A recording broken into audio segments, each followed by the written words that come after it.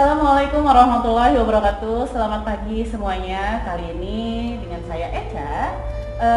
Pagi ini saya ingin berbagi beberapa ilmu untuk kalian semua. Dan untuk informasi dulu ya, saya sekarang sedang berada di salah satu kelas, salah satu sekolah yang sangat luar biasa.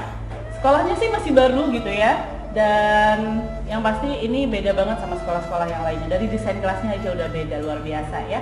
Oke, saya sedang berada di SMA ITASI Mataram dan sedang bersama dengan salah satu guru di sini. Biasa sih katanya anak-anak manggil beliau dengan Ustadz Bim. Nah, jadi kita bisa ngobrol langsung dengan beliau hari ini. Ada beberapa ilmu yang akan dibagi sama beliau. Untuk Ustadz Haji Muhammad Dimyati MPD, kita kenalan dulu. Yuk, mari. Selamat pagi Ustadz. Assalamualaikum warahmatullahi wabarakatuh. Alhamdulillah, waalaikumsalam warahmatullahi wabarakatuh. Selamat pagi juga Ustazah. Terima kasih Ustadz ya. Akhirnya kita bertemu loh Ustadz hari Alhamdulillah. ini. Terima kasih sudah meluangkan waktunya Ustadz hari ini. Insyaallah. Sehat Ustadz ya? Alhamdulillah, harus sehat. Iya, sehat. Dari mukanya udah cerah banget ini. Alhamdulillah. Luar biasa. Nanti saya minta tipsnya supaya muka kita bisa glowing. Insyaallah, insyaallah. Oke Ustadz, di SMA ITASI Mataram kalau boleh tahu Ustadz mengajar apa? Ya, alhamdulillah di SMA IT Mataram memegang mata pelajaran Al-Islam. Kemudian ada tahsin. Yang ketiga ada akidah, akhlak. Tidak akhlak. Ya. Kemudian kita ada ngisi briefing juga untuk guru-guru. Ustadz, Masya Allah banyak banget ya. Ya, insyaallah. Biasanya yang saya tahu Ustadz, kalau di luar-luar tuh guru ngajar apa Pak? Matematika udah gitu aja. Antum banyak sekali Ustadz, Al-Islam, tahsin. Udah gitu apa lagi tadi Ustadz? Akidah, Akidah, akhlak, Masya Allah. fikih. Fikih. Oke, kita ngobrol tentang fikih aja ya Ustadz hari ini. Insyaallah. Oke, kira-kira ilmu apa yang Ustadz mau bagi untuk kami semua di sini? Boleh langsung aja Ustadz. Ya, bismillahirrahmanirrahim. Assalamualaikum warahmatullahi wabarakatuh. Waalaikumsalam warahmatullahi wabarakatuh. Alhamdulillahi rabbil alamin. Wassalatu wassalamu ala asyrafil mursalin Sayyidina Muhammadin wa ala alihi wa sahbihi wa man tabi'ahu bi ihsanin ila yaumiddin, amma ba'du. Alhamdulillah, Allah masih berikan kepada kita semua nikmat iman, Islam, kesehatan, kesempatan, sehingga pada pagi hari ini kita bisa melakukan aktivitas rutin kita, dan insya Allah tujuannya adalah dua hal: liziyadatil ilmi wal amal, menambah ilmu dan amal kita. Karena sering dua hal ini diacuhkan. Bahkan di hadis Rasulullah mengingatkan kepada kita semua. Rasulullah sallallahu alaihi wasallam bersabda, "Ni'matani maghbunun fihima katsirun minan nas, as-sihhah wal faragh." Dua nikmat yang manusia selalu lalai, acuh, cuek daripadanya, bahkan mengabaikannya. Tapi dua nikmat ini menjadi penentu kita bahagia apa enggak di dunia. Yaitu nikmat yang pertama adalah nikmat kesehatan dan nikmat kesempatan. Nah, kita optimalkan, kita maksimalkan kesempatan kita, waktu kita untuk memberikan yang terbaik, mengisi diri kita dengan ilmu dan amal, dan ujungnya adalah keikhlasan beribadah kepada Allah Subhanahu wa taala. Nah, pada pagi hari ini kita akan membahas tentang wudu. Tentang wudu, Ustazah. Ya, terkait tentang wudu, Rasulullah sallallahu alaihi wasallam bersabda, "La salata liman la wudu'a lahu." Tidak termasuk salat orang yang tidak berwudu. Dari kata wudu yang berarti an-nazafah, bersih. Jadi orang yang berwudu itu cerminnya, mukanya adalah bersih. Maka ketika mukanya bersih, maka hatinya pun insya Allah akan bersih. Karena anggota-anggota basuhan yang disyariatkan oleh Allah, yang dicontohkan oleh baginda Rasulullah SAW, itu tidak lepas daripada aktivitas dan kegiatan kesehatan yang untuk menjaga kebugaran, dan manfaat yang kita rasakan dari berwudu ini akan sangat terasa dalam kehidupan kita sehari-hari, baik secara psikis maupun secara fisik kita. Karena a'dha'il wudu, anggota-anggota wudu ini, setelah dilakukan riset, penelitian bahwa memahami makna tentang wudu ini itu sangat bermanfaat bagi kesehatan kita, baik jangka pendek maupun jangka panjang. Karena di samping bicara tentang wudu, Rasulullah juga mengingatkan kepada kita, orang yang senantiasa menjaga wudunya, al-wudu yukafiruz dzunub. Wudu dapat menghapus dosa.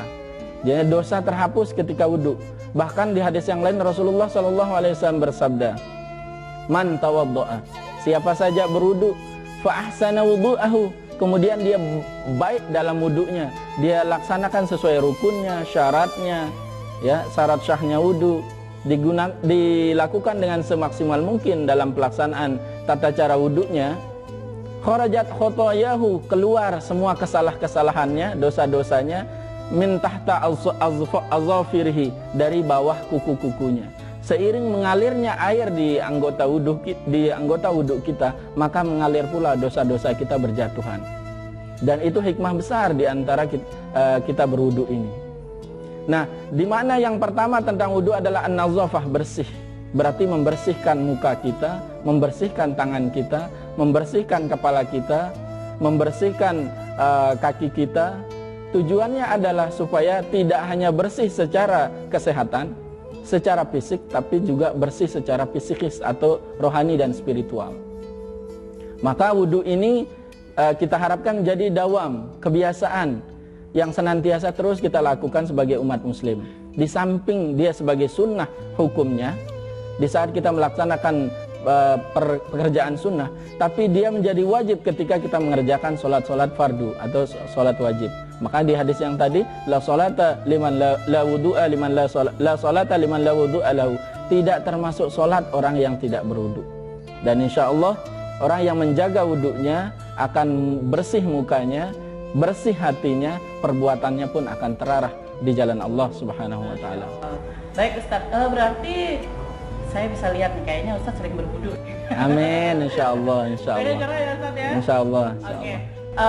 Tentang berwudu ini kebetulan teman-teman semua yang lagi nonton kita sedang berada di SMA ITRC Mataram, dan di sini juga ada siswa-siswanya. Oke. Jadi kita langsung aja masuk ke sesi tanya jawab ya. Oke, silakan. Ya? Insya Allah. Sebenarnya kalau menurut saya wudu ini dianggap sepele sama orang-orang Ustaz. Jadi kadang cara berwudu kita tuh udahlah yang penting basah aja gitu kan. Sebenarnya kan itu ada tata caranya. Ada tata caranya. Ada tata caranya. Oke, kita langsung serahkan aja kepada adik-adik kita yang ingin bertanya. Mari silahkan. Siapa yang ingin bertanya? Oh, oke. Ya. Baik, silahkan Ananda. Assalamualaikum warahmatullahi wabarakatuh. Nama saya Muhammad Syauki Kafisin, saya dari SMA ITRC Mataram. Gini Ustadz, saya mau nanya, apa sih bedanya mencuci dengan mengusap? Sama anggota apa aja yang dicuci sama yang diusap? Mungkin itu aja Ustadz. Ya. Assalamualaikum warahmatullahi wabarakatuh. Waalaikumsalam warahmatullahi wabarakatuh. Jawab Ustaz, boleh? Oh ya, terima kasih untuk Ananda Syauki yang telah memberikan pertanyaan terkait tentang mengusap sama membasuh. Ya, mengusap dan membasuh. Ya, bukan. Tadi Ananda bilang apa bedanya mencuci dengan Iya. membasuh berarti Ustaz. Mengacu kepada firman Allah Subhanahu wa taala tentang perintah wudu, itu di dalam surah Al-Maidah ayat 6.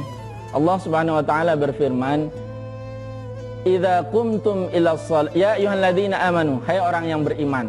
Yang diseru adalah beriman. Yang beriman kepada Allah, karena itu menjadi prasyarat wudu itu bisa dilaksanakan. Harus beriman, harus dari Islam kepada beriman kepada Allah. Itu syarat pertama ya Ustaz. Syarat yang pertama. Yang kedua, mumayyiz. Mumayyiz itu dapat membedakan yang benar dan salah dan tahu tata caranya dalam berwudu. Nah, ketika berbicara tentang masuk ke rukun daripada wudu, di ayat ini, ya ayyuhalladzina amanu, hai orang-orang yang beriman, idza qumtum ila shalah, kalau ingin mengerjakan salat, faghsilu wujuhakum, basuhlah mukamu. Yang namanya membasuh, tadi pertanyaannya perbedaan membasuh dan mengusap. Iya. Ya, bukan ya. membasuh dan mengusap. Mencuci itu baju sama piring ya? Iya, betul. Ya. Ya. Beda antara membasuh dan mengusap. Kalau membasuh itu disertai dengan mengangkat air. Mengangkat air Ustaz. Ya, mengambil air kemudian diangkat, ditaruh, kemudian disampaikan ke muka. Airnya dimasukkan langsung dibasuhkan.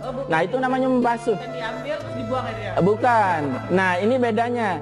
Kalau faghsilu wujuhakum, basuhlah mukamu, itu bermakna adalah menyampaikan air, membasuhnya ke muka.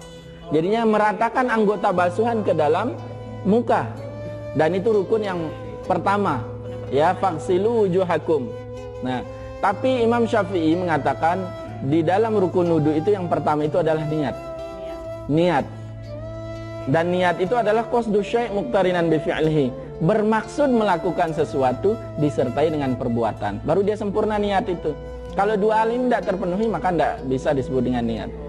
Bermaksud melakukan sesuatu disertai dengan perbuatan. Maka air itu diambil, disampaikan ke muka atau dibasuhkan ke muka rata min nabati sya'ri ila lihyah, dari tempat tumbuhnya rambut sampai bawah dagu. Oh, sampai sini berarti? Ya, betul. Sehingga ketika membasuhnya sampai dari atas tumbuhnya rambut sampai ke bawah. Dan itu rata, semua anggota basuhan ini harus kena. Dan itu maksudnya membasuh. Sedangkan menyapu itu cenderung ambil air kemudian ditumpahkan. Oh, itu dilepaskan. Ya. Dan itu betul. Dan itu ditaruh misalnya kalau kena kepala. Ya. Jadinya tidak airnya dilempar ke kepala atau dibasuh. Nah itu betul. Jadinya beda antara membasuh dengan menyapu itu.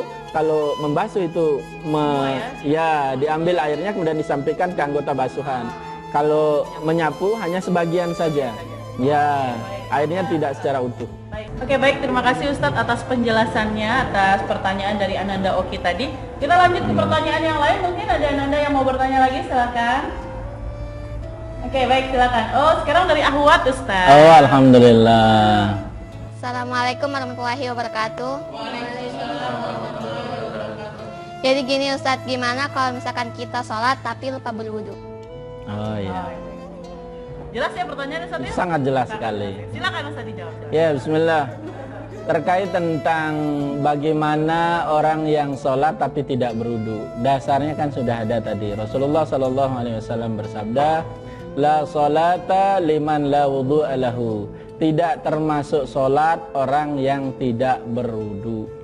Jadinya wudu itu merupakan prasyarat yang menjadi syarat fundamental atau mendasarnya untuk diterimanya sholat. Jadi tanpa wudu maka tidak ada sholat. Sehingga berwudu ini menjadi suatu yang sangat penting, menjadi rukun di dalam bagian daripada sholat dengan dasar hadis yang tadi. Jadinya orang yang sholat tanpa berwudu maka tidak sah sholatnya. Ini kalau kita ngacu kepada sejarah tentang wudu ini atau asbabun nuzul dari hadis-hadis ini, itu bahwa saat itu Rasulullah hendak mau Isra Mi'raj, terjadi pada tanggal 27 Rajab. Kita sering menyebutnya dengan peristiwa Isra dan Mi'rajnya Nabi, minal Masjidil Haram ilal Masjidil Aqsa. Kemudian naik ke Sidratul Muntaha, ke langit. Nanti disitulah Nabi Muhammad bertemu dengan Allah Subhanahu Wa Taala, menerima perintah langsung tentang sholat. Nah, tapi sebelum disyariatkannya sholat, ada disyariatkannya dulu tentang wudu. Dan ini berdasar kepada hadis Rasulullah SAW bahwa pada suatu hari Jibril alaihissalam turun ke bumi. Kemudian datang kepada Rasulullah, dan saat itu Rasulullah sudah diangkat menjadi Rasul. Diangkat menjadi Rasul itu umur 40 tahun Nabi Muhammad SAW. Kemudian syariat wudu ini 10 tahun kemudian. Jadi fase yang pertama dakwah Nabi itu adalah bagaimana mengajak orang bertauhid kepada Allah. Jadi selama 10 tahun. Perintah sholat itu 10 tahun kemudian. Sehingga sebelum datang peristiwa Isra dan perintah Isra dan Mi'raj, difardukannya sholat, wudu dulu difardukan. Datanglah Jibril alaihissalam. Kemudian datang kepada Rasulullah dan saat itu bersama Khadijah. Rasulullah bersama Khadijah. Kemudian Rasulullah diajak keluar oleh Jibril. Kemudian Jibril pun menginjakkan kakinya, tumitnya ke salah satu bukit yang ada di dekat rumahnya beliau, sehingga memancarlah air. Dari situlah Rasulullah mengambil wudu, diperintahkan oleh Allah melalui perantaraan malaikat Jibril.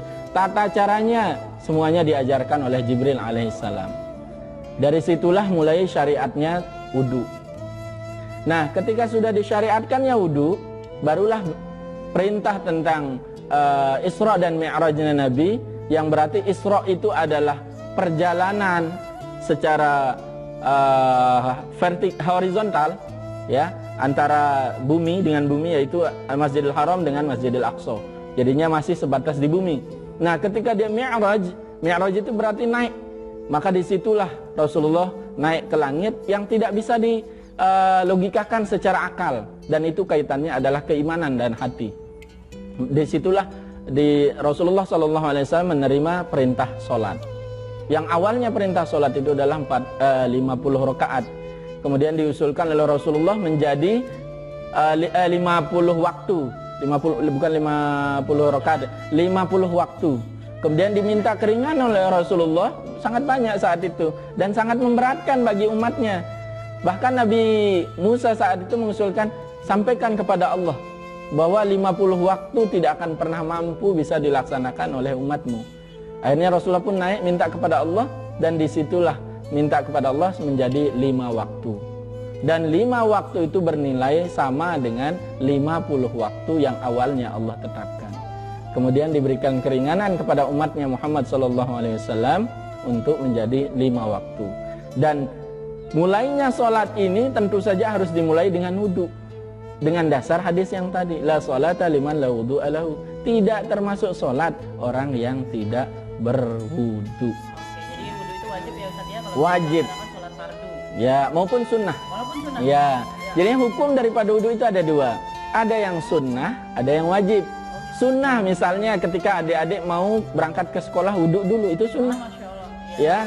Kemudian melakukan aktivitas supaya bernilai ibadah, wudu dulu. Tapi ketika sudah masuk di ranahnya sholat, maka dia menjadi wajib. Oh gitu Ustaz. Ya. Baik, paham Ustaz ya. Ya, Terima kasih, alhamdulillah. Ustaz. Berarti kalau misalnya kita flashback lagi Ustaz, kalau kita flashback tentang sejarah sholat itu aja, Masya Allah Ustaz, 5 aja kadang bolong-bolong Ustaz. Betul ya. Lagi 50. Ya Allah. Masya Allah, bisa terbayangkan Ustaz ya. Baik, terima kasih Ustaz atas penjelasannya dan ilmunya Insya hari Allah. ini. Hari ini kita sudah selesai membahas tentang wudhu ya teman-teman. Jadi buat kalian semua yang pengen tahu lebih jelasnya lagi, bisa nonton channel kami dari pertama sampai habis pastinya. Jangan lupa subscribe, klik loncengnya, like and share ya. Terima kasih untuk Ustadz Dim. Iya, sama-sama. Terima kasih Ustadz, semoga kita bisa ketemu lagi di waktu Amin. yang lain dan Amin. kita tetap sehat Ustadz ya. Amin, Adik-adikku amin ya rabbal alamin. yang semuanya yang ada di SMIT Mataram, terima kasih. Iya. Masya Allah, luar biasa loh, Ustadz ya. Alhamdulillah, alhamdulillah. Saya seperti balik SMA lagi loh Ustadz. Ya, alhamdulillah. Andai kan misalnya saya ditanya Ustadz ya, mau SMA lagi, saya mau dan saya mau masuk sini Ustadz. Masya Karena Allah. kayak gini kelas kita. Betul. Kita Jauh hanya sekali. bangku, meja, benar-benar nggak asik Ustadz ya. Tapi syukurnya kita sekarang alhamdulillah bagian daripada sekolah ini. Masya Allah, itu yang harus disyukuri Ustadz Ya, ya. alhamdulillah. Oke, terima kasih untuk semuanya. Sampai jumpa di channel berikutnya dan ilmu yang lebih bermanfaat lagi. Assalamualaikum warahmatullahi wabarakatuh. Waalaikumsalam warahmatullahi wabarakatuh.